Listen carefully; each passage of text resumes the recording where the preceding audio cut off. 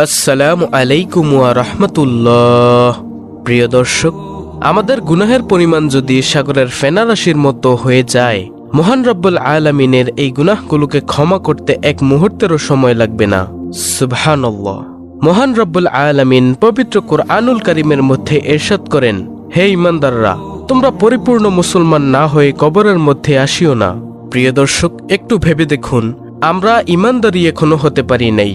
নবী সাল্লাল্লাহু আলাইহি ওয়াসাল্লাম বলেন, আমার উম্মতের মধ্যে এমন একটি জামানা আসবে, যেই জামানার মধ্যে সন্ধ্যাবেলা থাকবে কোনো মানুষ মুমিন, সকালবেলা উঠবে সে বেঈমান হয়ে, আবার সকালবেলা থাকবে সে মুমিন, সন্ধ্যাবেলা সে থাকবে বেঈমান হয়ে।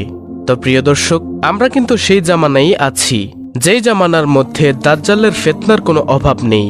প্রিয় দর্শক, আজকের ভিডিওতে আমি আপনাদেরকে এমন একটি ইস্তেগফারের কথা বলবো, যেই ইস্তেগফারটি যদি আপনি আসরের নামাজের পর এক ধ্যানে বসে 21 বার পাঠ করতে পারেন, ইনশাআল্লাহ আপনার জীবনের যত রকম গুনাহ থাকুক না কেন, সগীরা কবিরা, জানা অজানা, ইচ্ছায় অনিচ্ছায় যত রকমের গুনাহ থাকুক না কেন, মহান রব্বুল আলামিন এক মুহূর্তের মধ্যেই ক্ষমা করে দিবে ইনশাআল্লাহ। তবে এতটুকু আপনাকে নিয়ত করতে হবে যে আর জীবনেও আমি গুনাহ করব না, তাহলে মহান রব্বুল আলামিন আপনাকে ক্ষমা করে দিবেন। তো প্রিয় দর্শক, আপনাদের কাছে আমার একটি অনুরোধ, সম্পূর্ণ ভিডিওটি ধৈর্য সহকারে দেখুন ও শুনুন, তাহলেই ইনশাআল্লাহ জানতে পারবেন কোন সেই ইস্তেগফারের আমল এবং কিভাবে করতে হয়। তো চলুন আমরা সর্বপ্রথম জেনে নিব ইস্তেগফার করলে মহান আল্লাহ তাআলা আমাদেরকে কি কি পুরস্কার দান করবেন, আর তারপরে আমরা জানব কোন সেই ইস্তেগফার, যেই ইস্তেগফারটি 21 বার পাঠ করলে মহান আল্লাহ তাআলা আমাদের জীবনের সকল গুনাহগুলো ক্ষমা করে দিবেন। তো চলুন আমরা জেনে আসি ইস্তেগফার পাঠকারীর কয়েকটি পুরস্কার সম্পর্কে। প্রিয় দর্শক, ইস্তেগফার পাঠকারীর সর্বপ্রথম পুরস্কার হচ্ছে সব পাপ ক্ষমা করে দিবেন, এবং এর ফলে পাপের কারণে যে আযাব ও গজব অবতারিত হয়ে গিয়েছিল তাও আল্লাহ তাআলা দূর করে দিবেন। যেমন হযরত ইউনুস আলাইহিস সালামের জাতি যখন আযাব প্রত্যক্ষ করেছিল, তখন তওবা ইস্তেগফার শুরু করে দিয়েছিল, আর যার ফলে আল্লাহ তাআলা তাদের গুনাহ সমূহ ক্ষমা করে দিয়েছিলেন এবং তাদের উপর থেকে ভয়ানক আযাব সরিয়ে দিয়েছিলেন। সুবহানাল্লাহ। দ্বিতীয় পুরস্কার, ধন সম্পদের মাধ্যমে সাহায্য করবেন। আমাদের অনেকেরই ধন সম্পদের অনেক প্রয়োজন। আপনি যদি ইস্তেগফার করতে পারেন, মহান রব্বুল আলামিন আপনাকে যে কোনোভাবে গায়েবীভাবে হলেও ধন সম্পদের মাধ্যমে সাহায্য করবেন। প্রিয় দর্শক, বরকত যদি পাওয়া যায়, 1 টাকাই অনেক বরকত দিয়ে থাকে অনেক সময়, এই কথাটুকু মনে রাখুন। তৃতীয় নম্বর পুরস্কার, সুসন্তানের মাধ্যমে সাহায্য করবেন। বিয়ের পর সন্তান লাভের জন্য আমরা অনেক চেষ্টা করি, কিন্তু অনেকেই সন্তান লাভ করতে পারে না, অথচ আল্লাহ তাআলা ইস্তেগফারের বিনিময়ে এমন সুসন্তানের প্রতিশ্রুতি দিচ্ছেন যারা মা বাবার উপকারে আসবে, তাদের সাহায্য সহযোগিতা করবে। আপনি যখন মারা যাবেন, তখন যদি আপনার ছেলে মেয়ে নামাজের পর আপনার জন্য দোয়া করে, আল্লাহ তাআলা সেই দোয়ার হাদিয়াটুকু, সেই সওয়াবটুকু কিন্তু আপনার কবরের মধ্যে দিয়ে দিবেন। প্রিয় দর্শক, যখন বলবে রব্বিরহামহুমা কামা রব্বায়ানি সগীরা, এবং আল্লাহ তাআলা খুবই খুশি হবেন। তাই প্রিয় দর্শক, বেশি বেশি পরিমাণে ইস্তেগফার করুন, ইনশাআল্লাহ সুসন্তানের মাধ্যমে আপনাকে সাহায্য করবেন মহান আল্লাহ তাআলা। তার পরবর্তী পুরস্কার হচ্ছে নদী নালা প্রবাহিত করবেন। বর্তমানে নদী নালার বহমানতা একেবারেই কমে গেছে। বহু নদী শুকিয়ে খেলার মাঠে পরিণত হয়েছে। কেন? শুধুমাত্র আমাদের গুনাহের কারণে। আপনি যদি এবং আমি যদি বেশি বেশি ইস্তেগফার করতে পারি, মহান আল্লাহ তাআলা আমাদের গুনাহগুলো ক্ষমা করে দিবেন এবং নদী নালার প্রবাহমান সুন্দর করে দিবেন। সুবহানাল্লাহ। প্রিয় দর্শক, তার পরবর্তী পুরস্কার হচ্ছে সুখময় জীবন দান করবেন।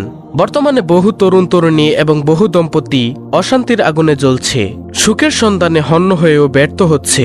আর আমরা যদি এই ইস্তেগফারের আমল করতে পারি, ইনশাআল্লাহ মহান আল্লাহ তাআলা আপনাদের এবং আমার শারীরিক মানসিক যত রকমের অশান্তি আছে সকল কিছু দূর করে দিবেন ইনশাআল্লাহ। তার পরবর্তী পুরস্কার হচ্ছে বাগবাগিচা দান করবেন, অর্থাৎ প্রচুর ফল ফলাদি, শাকসবজি, তরিতরকারি এবং ফসলাদিতে অনেক বরকত দান করবেন। সুবহানাল্লাহ। প্রিয় দর্শক, বরকত যদি পাওয়া যায়, অল্পতেই অনেক বরকত হয়, বেশিতে বেশি বরকত হয় না, এই কথাটুকু মনে রাখবেন। আর যার ফলে আপনার কোনো খাদ্যের অভাব হবে না। তাই বেশি বেশি পরিমাণে ইস্তেগফার করুন। প্রিয় দর্শক, এবার আমরা জানব কোন সেই আমল, যেই ইস্তেগফারের উপর আমল করলে আপনার জীবনের সকল গুনাহ মাফ হয়ে যাবে এবং কিভাবে করতে হবে। সেই সকল পদ্ধতি নিয়ে এখন আমরা আলোচনা করব ইনশাআল্লাহ। প্রিয় দর্শক, ইস্তেগফারটি করার পূর্বে আপনি সর্বপ্রথম নবী সাল্লাল্লাহু আলাইহি ওয়াসাল্লামের উপর 100বার দুরূদ পাঠ করবেন ইনশাআল্লাহ। নবী সাল্লাল্লাহু আলাইহি ওয়াসাল্লামের উপর 100বার দুরূদ এটা পাঠ করুন যে সাল্লাল্লাহু আলাইহি ওয়াসাল্লাম সাল্লাল্লাহু আলাইহি ওয়াসাল্লাম। কোনো আমলের পূর্বে এবং শেষে যদি নবীজির উপর দুরূদ পাঠ না করা হয়, ওই আমল আল্লাহ তাআলার দরবারে ভালো বলে গৃহীত হয় না। তাই প্রিয় দর্শক, যেই আমলই করুন না কেন, সেই আমলের পূর্বেই নবী সাল্লাল্লাহু আলাইহি ওয়াসাল্লামের উপর দুরূদ পাঠ করবেন। নবীজি সাল্লাল্লাহু আলাইহি ওয়াসাল্লাম হাদিসের মধ্যে বলেন, আমার কোনো উম্মত যদি আমার উপর বেশি বেশি পরিমাণে দুরূদ পাঠ করে, সেই উম্মতকে আমি হাসরের ময়দানে শাফাআত করব ইনশাআল্লাহ।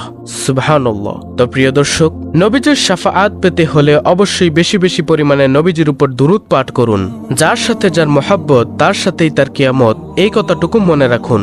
নবী সাল্লাল্লাহু আলাইহি ওয়াসাল্লামের উপর দুরূদ পাঠ করে এবার আপনি এই ইস্তেগফারটি এক ধ্যানে বসে চোখ বন্ধ করে 21 বার পাঠ করবেন। প্রিয় দর্শক, এতই দামি একটি ইস্তেগফার আদম আলাইহিসসালাম ও মা হাওয়া আলাইহিসসালাম যখন ভুল করেন, তখন তারা এই দোয়া এবং ইস্তেগফার করেন এবং আল্লাহ তাআলা তাদের দোয়াটি কবুল করেছিলেন। প্রিয় দর্শক, এমনই দামি একটি ইস্তেগফার, আর সেই ইস্তেগফারটি হলো রব্বানা যালামনা আনফুসানা ওয়া ইল্লাম তাগফির লানা ওয়া তারহামনা লানাকুনান্না মিনাল খাসিরিন। এর অর্থ হলো, হে আমাদের রব, আমরা নিজেদের প্রতি জুলুম করেছি। যদি আপনি আমাদেরকে ক্ষমা না করেন এবং আমাদের প্রতি দয়া না করেন, তবে আমরা অবশ্যই ধ্বংস হয়ে যাব। সুবহানাল্লাহ। তো প্রিয় দর্শক, আপনি কোন ইস্তেগফারটি পড়বেন? ইস্তেগফারটি পড়বেন রব্বানা যালামনা আনফুসানা ওয়া ইল্লাম তাগফির লানা ওয়া তারহামনা লানাকুনান্না মিনাল খাসিরিন। সুবহানাল্লাহ।